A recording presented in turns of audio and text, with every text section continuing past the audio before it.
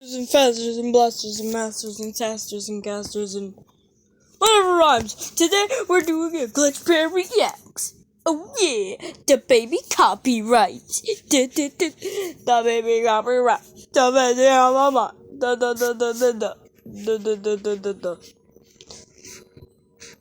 Let's go. Let's react. So this is top that whole story and the made that May February. I don't care. So we're gonna react. We're gonna press start.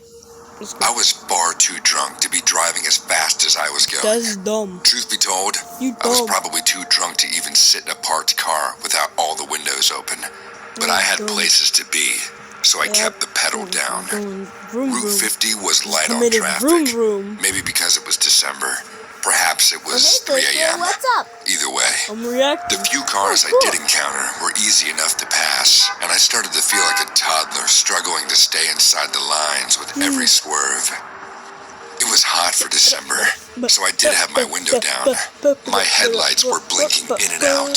I get them fixed eventually. Maybe tomorrow, maybe next month.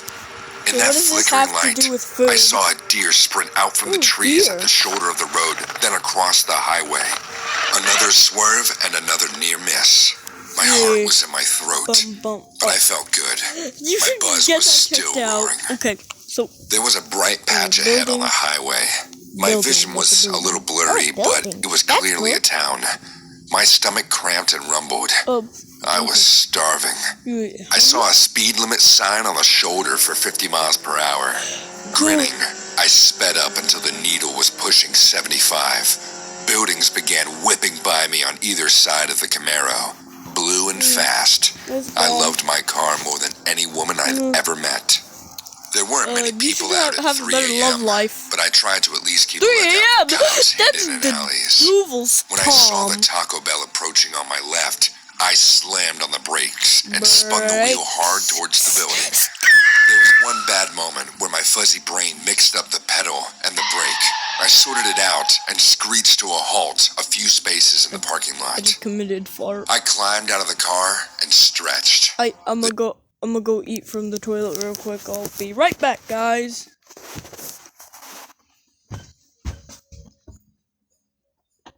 So, I guess I own this video now. Well, at least until he comes back, so.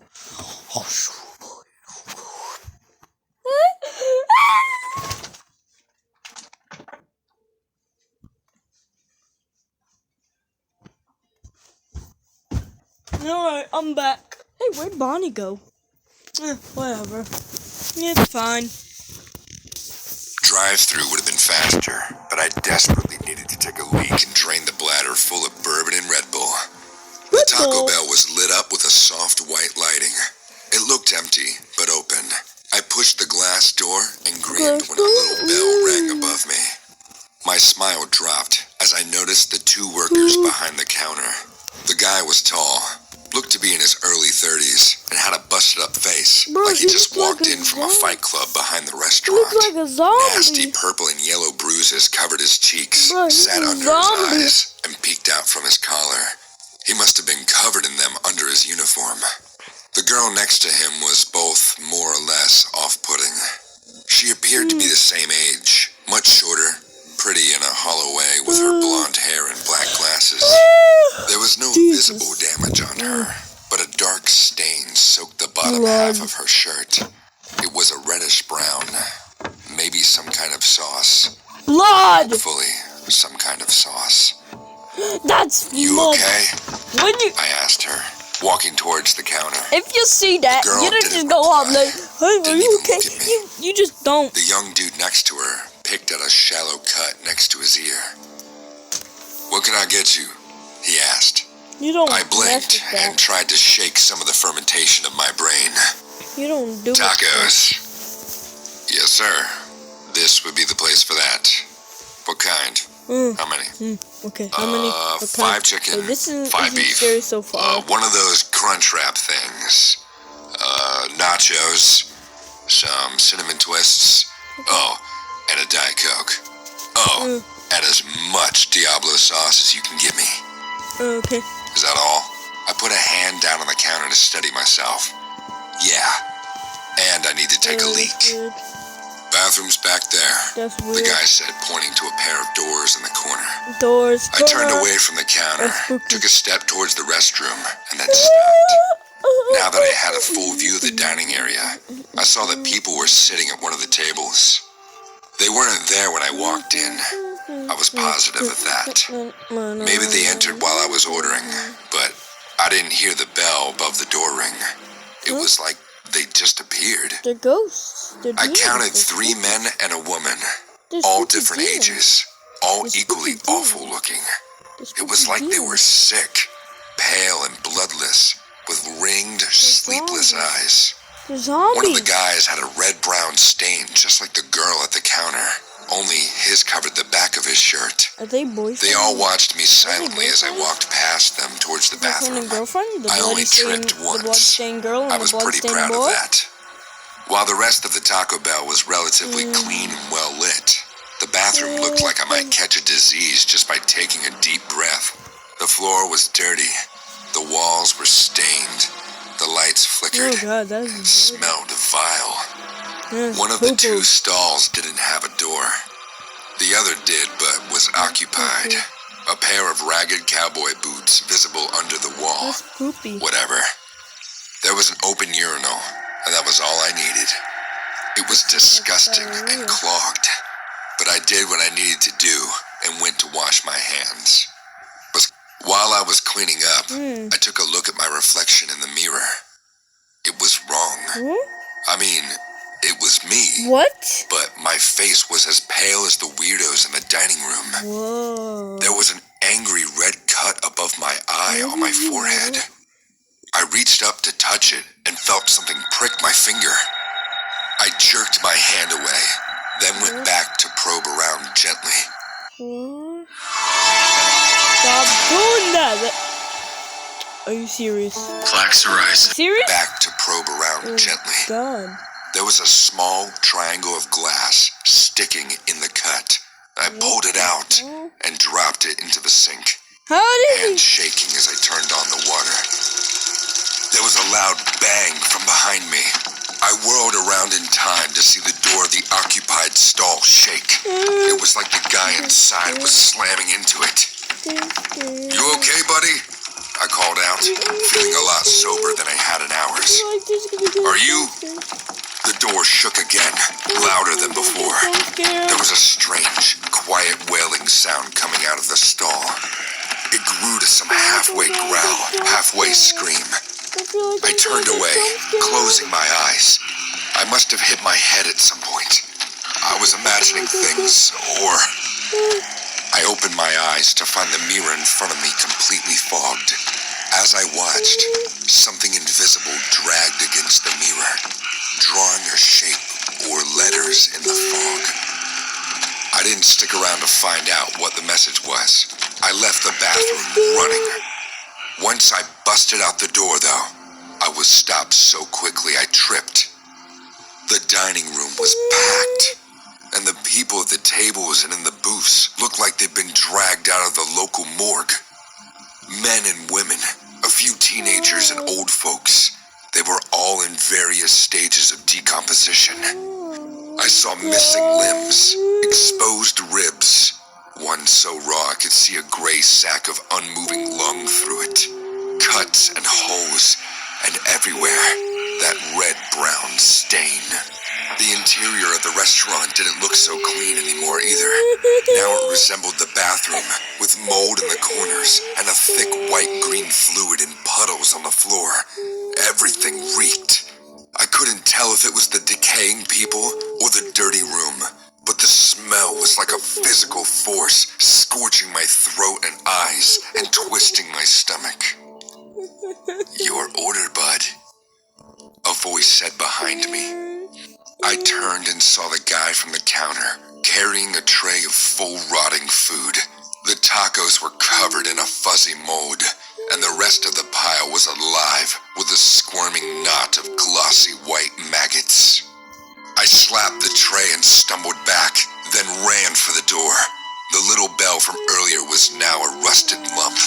I pressed against the bar repeatedly, but the door wouldn't open. The dead things behind me were laughing, soft at first, then hysterical, as I slammed my shoulder into the glass so hard I bounced off. Their laughter became a buzz, like flies over summer roadkill. The doors locked. I heard the man from the counter say, "You can't leave." "The hell I can't," I growled, standing up. I felt something grab me and press my face against the glass door. I did. Then I began to sob. In the orange sodium glow of the parking lot lamps, I saw my Camaro. It was destroyed, wrapped halfway around a street light. It was no longer a car, only a lump of metal and broken glass. What I saw lying in the parking lot was worse, though. A man, just my size, dressed like me, crumpled like a doll, dropped from high, soaking in a pool of blood. I had been thrown through the front windshield during the crash. That moment when I accidentally hit the pedal instead of the brake. What if I'd actually kept on the pedal? Heck of a way to die. I heard the counterman whisper, "You shouldn't drive drunk, buddy. Too easy for people to get hurt." Thank God this looks like a one-car crash. A single fatality. Now, go grab a uniform from the back. You're going to be working here for a very, very long time. "No," I said, pulling back. "This isn't real. This isn't fair. I have to leave." The man's grin turned into a snarl. He slapped me, hard and quick, then hit me again, this time with an open fist. I stumbled back into the front door. The short girl that was behind the counter when I came in hit me next. She grabbed at my collar and scratched my neck. Someone else slammed into me from the side, and then I was on the ground. Figures crowded around me, dead legs kicking my ribs, stomping me, grinding me into the tile. Blows fell on me like hail on a window. I begged and screamed and whimpered, but they kept hitting me. Eventually, the dead pulled back. I stood up, bruised and ruined, and decided to take my chance. I ran at the locked door, arms in front of my face to protect my eyes. I jumped and felt the glass break, and I woke up on the pavement, feeling like every bone in my body was broken. I groaned, spitting out a tooth. Someone was standing over me. I flinched when they leaned down. "Easy, buddy," a voice said. I called 911. They'll be here soon. I blacked out and woke up much later in a hospital bed. The doctors told me that I was lucky to be alive after the crash and being ejected through the front windshield of my Camaro. My injuries from the accident were severe, but not fatal. A broken arm, 4 busted ribs, a concussion, 2 lost teeth, and another cracked, as well as every inch of me covered in road burns and deep bruises. Since it was a DUI, I wouldn't be driving anytime soon and could face fines, maybe even jail time. I accept that. Whatever the consequences, I know that I am truly lucky. I escaped hell. God. Who knew hell was I'm on the cutting edge of healthcare. Who knew hell was actually Taco Bell? Our whole image is... Story 2, okay. Let's story 2. Huh. I don't know if I'll... But I gotta go eat. I gotta go eat from the toilet again. We'll be back.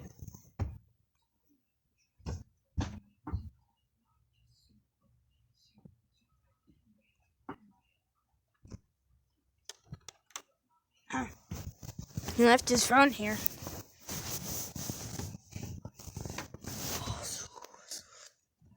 What?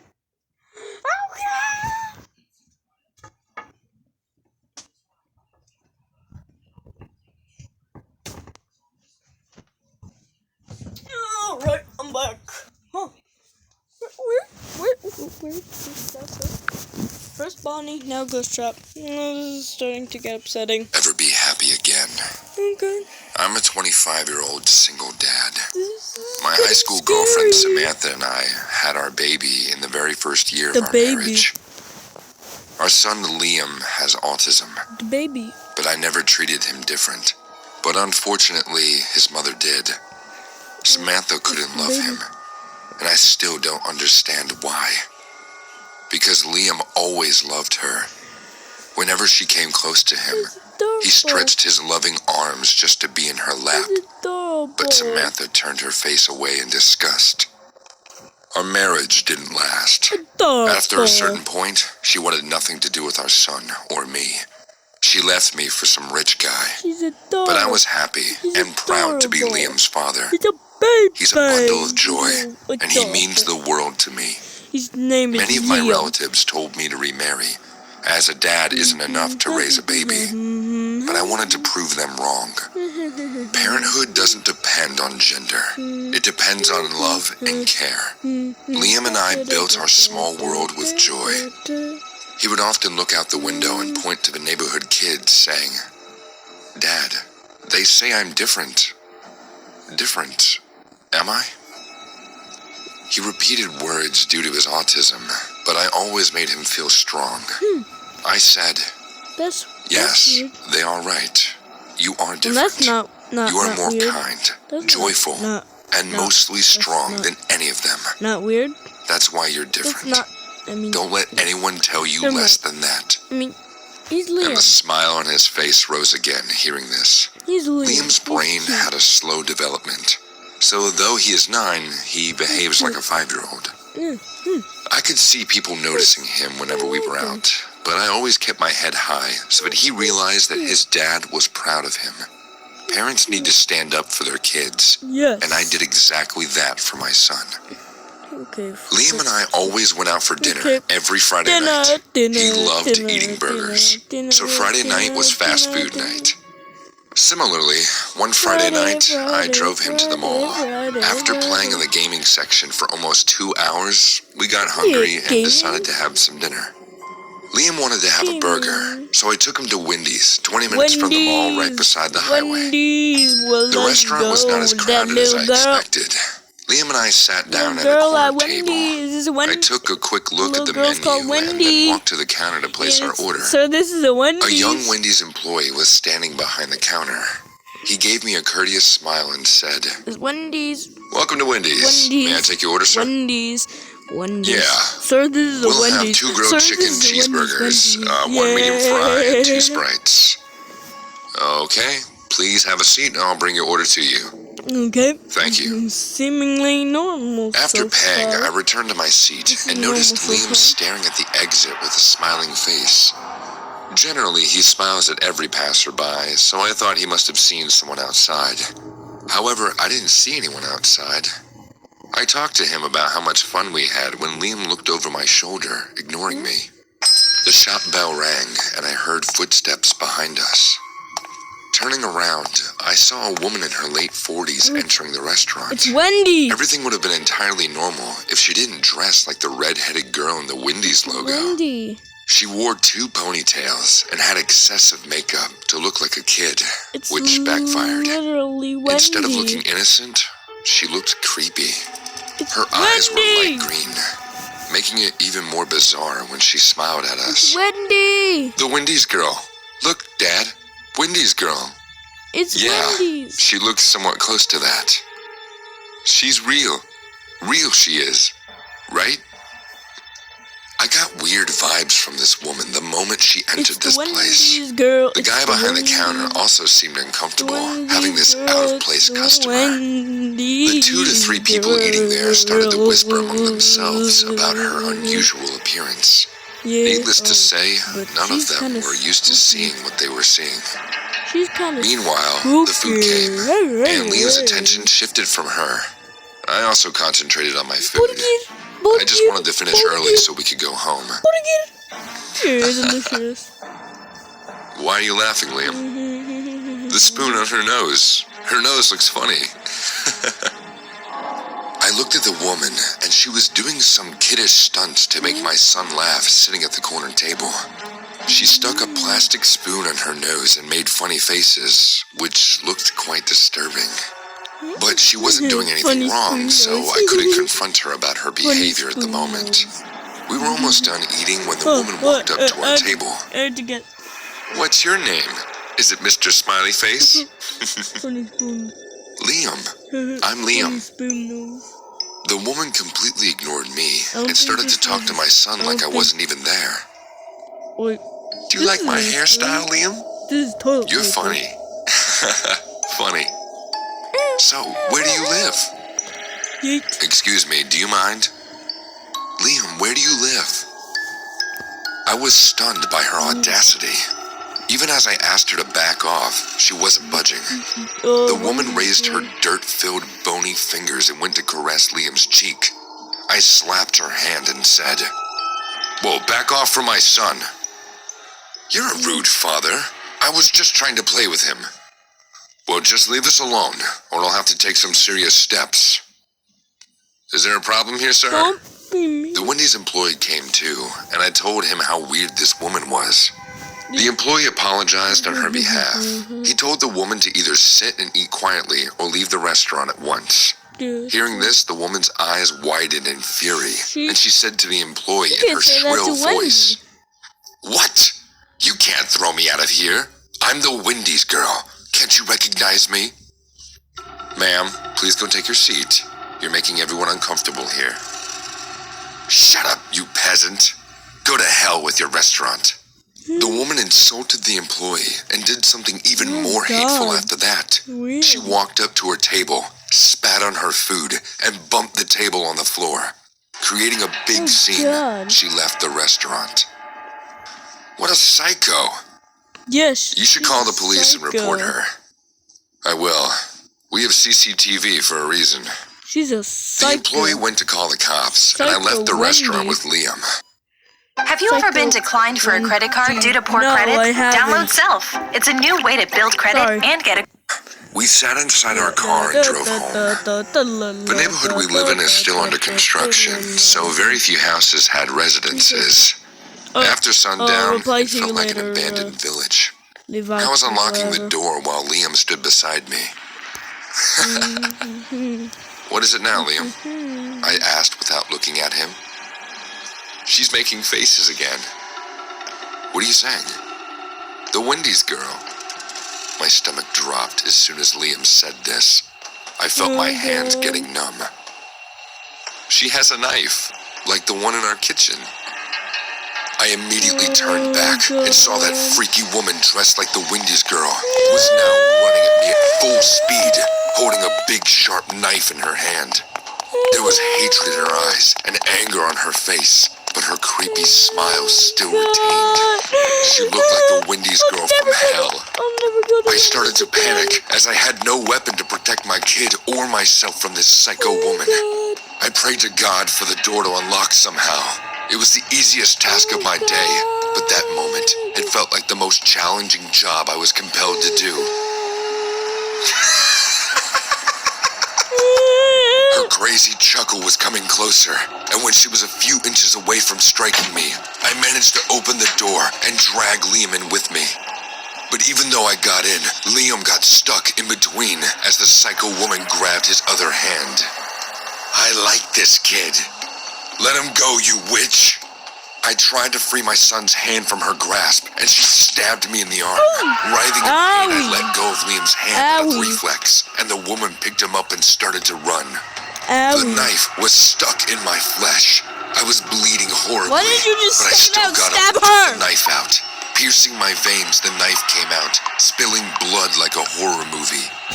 Dad! Dad! I heard Liam's cry and watched the lady running down the road abducting my son. I ran like a cheetah. I forgot about my wound. All I wanted was to save Liam. She might be one sick psycho, but she wasn't faster than me. I caught up with her, grabbed her red hair, and pulled her so hard that a patch of her bloody scalp came out. She screamed in terrible pain and dropped Liam on the hard concrete. Liam's head hit the ground, and while I was busy picking him up, the lady ran away.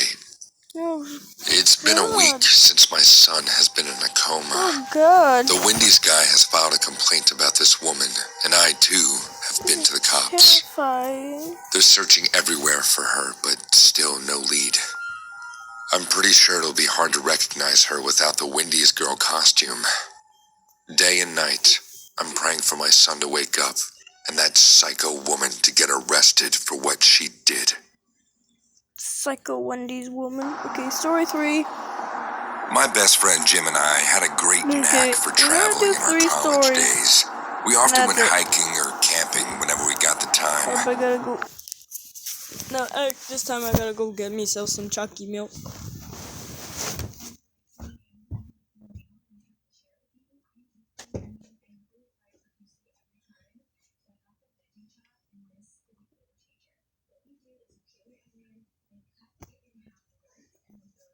Hey, it's me, Mr. Irrelevant character from the first glitchbear vlog, the one that said, so you're held to kid hug or whatever. Oh, hey, it's fun.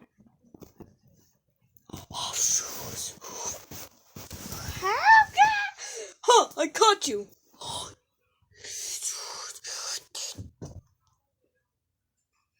Alright. Just leave me alone. Oh.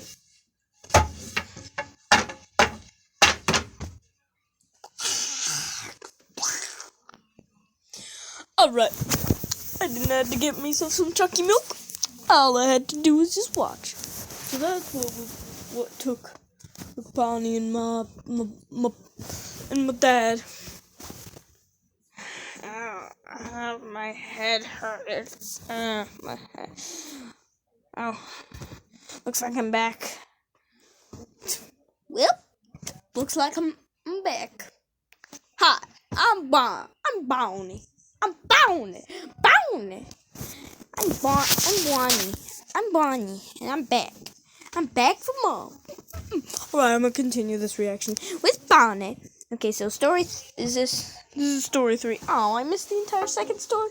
Yeah, the second story was about this crazy Wendy girl. This crazy girl dressed like the Wendy's girl who stabbed someone in the arm and tried to steal a kid. And tried to steal a kid named Liam who had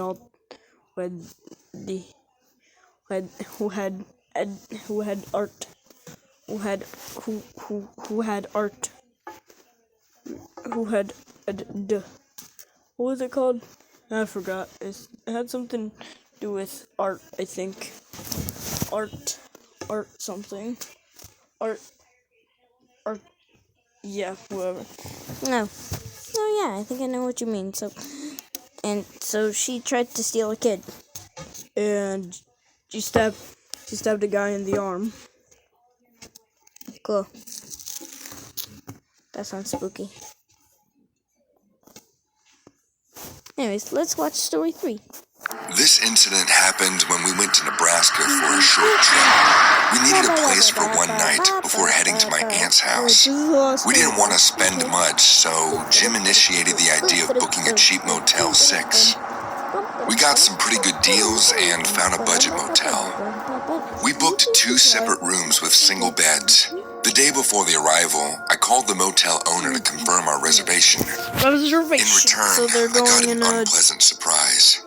The owner told me that he accidentally double booked a single room, and now that there were no more rooms available. I got very angry, but Jim and I decided to manage as it was a matter of one night. After driving for hours, when we finally reached the motel, I realized what a huge mistake we had made. The motel looked nothing like the pictures on the site. It was out of maintenance for a long time. The walls were rusty and old, filled with spots. The rooms were barely hanging, it seemed. We walked to the counter, and a skinny woman in her mid-50s stood there. "Welcome, sir, welcome. I called you yesterday, and you said you have double booked the same room." "Oh, yes, I remember. We are extremely sorry. But we also have another room, which is a double bed, if you want. I can shift you there." we won't be charging you extra. Jim and I exchanged looks, and we thought it'd be better to sleep in a big bed than sleeping on the floor. The woman took a rusty big key and told us to follow her. She was walking so slowly that Jim and I almost bumped into her while trying to walk past. My eyes were on the rooms, and I realized this motel is a den for drug addicts and antisocials. I could smell a strong odor of illegal substances in the air of the motel. This is... Here. Make sure not to get This is your room, sir. fly.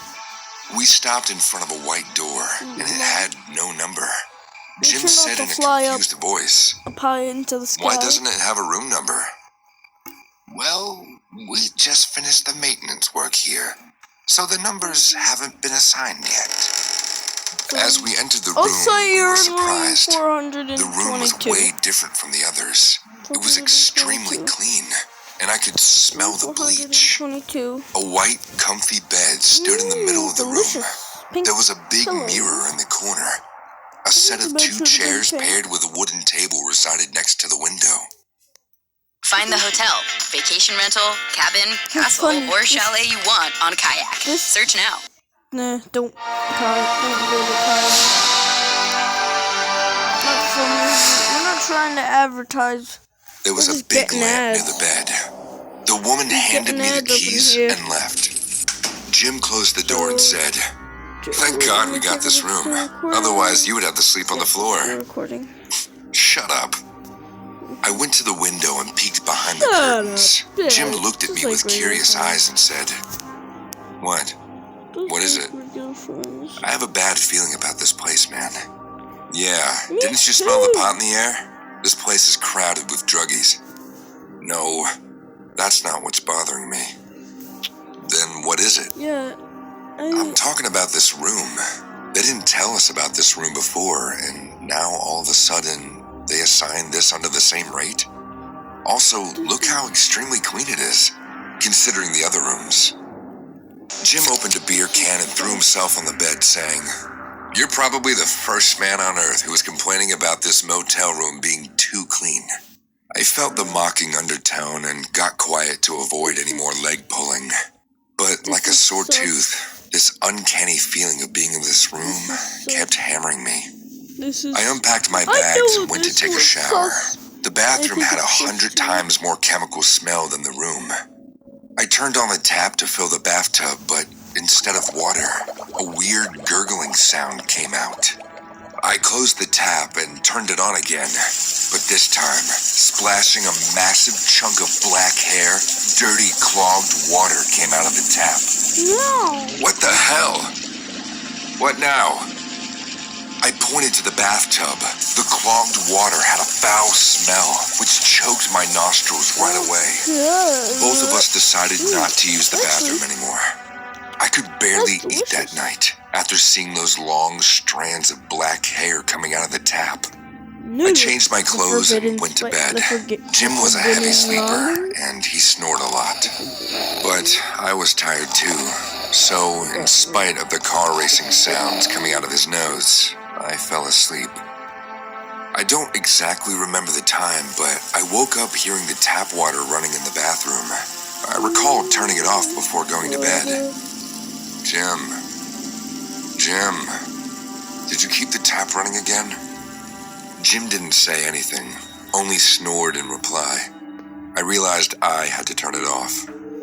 I got out of the covers and walked to the bathroom, rubbing my sleepy eyes. As I stepped inside the dark bathroom, I saw the curtains surrounding the bathtub was also I'm closed. under the blanket. A weird breathing sound was coming from the other side. As my eyes adjusted to the darkness, I saw a shadowy figure sitting in the bathtub. Being completely shocked, I moved the curtain in one go, and there was no one. The bathtub was filled with black, murky water that smelled like death. I closed the tap and was about to turn back when bubbles formed on the water. Slowly, the murky water started to form bubbles in a very unnatural way. This went on for a few seconds, then everything got pin drop silent. Like the air stopped blowing. The clock stopped ticking. Even the bubbles stopped making the sound. Oh God, I'm scared. An unknown fear grabbed my feet and glued them to the cold bathroom floor. Suddenly, that heavy breathing took place again, and the still black water started to move.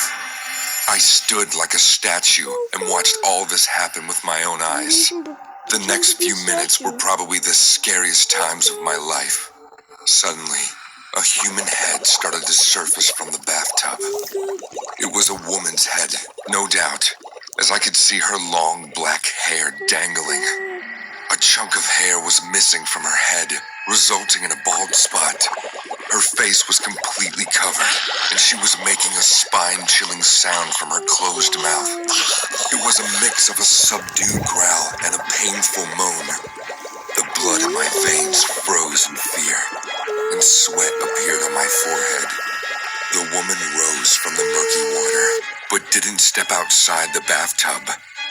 She then pointed to the ceiling, and I saw her rotting hands for the first time. Her skin was so filthy that some of her fingernails were peeling off. Is this real? I said with incredible difficulty. The woman, again, didn't say anything, just pointed to the ceiling. She then parted her hair with her rotted hands, and I saw her face.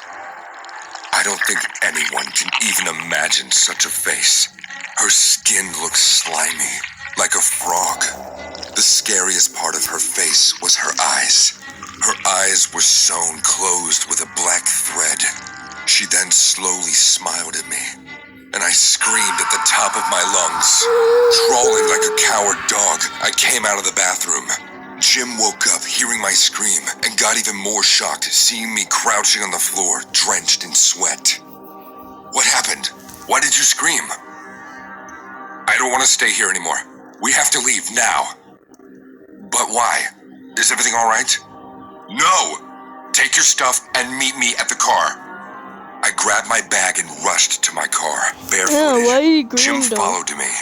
We didn't bother to inform the woman who let us in. Jim kept asking me so many questions, but I just drove down the highway. All I wanted was to get away from this messed up motel.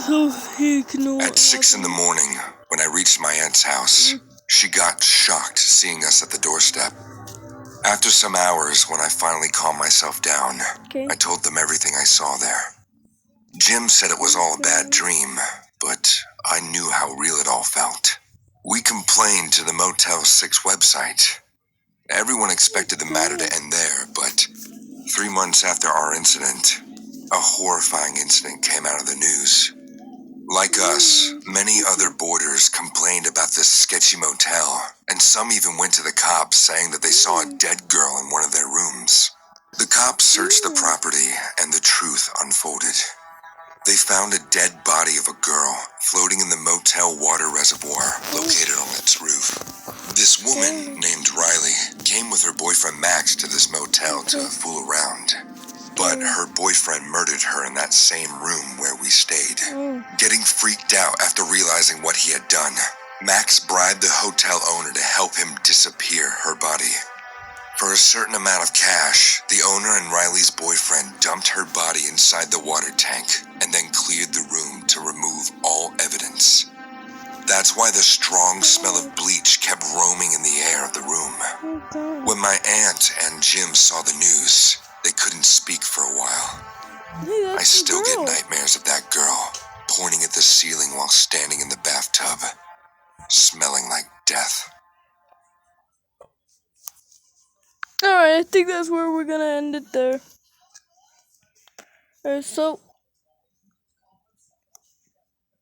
yeah, see you. Hope you have a good time watching.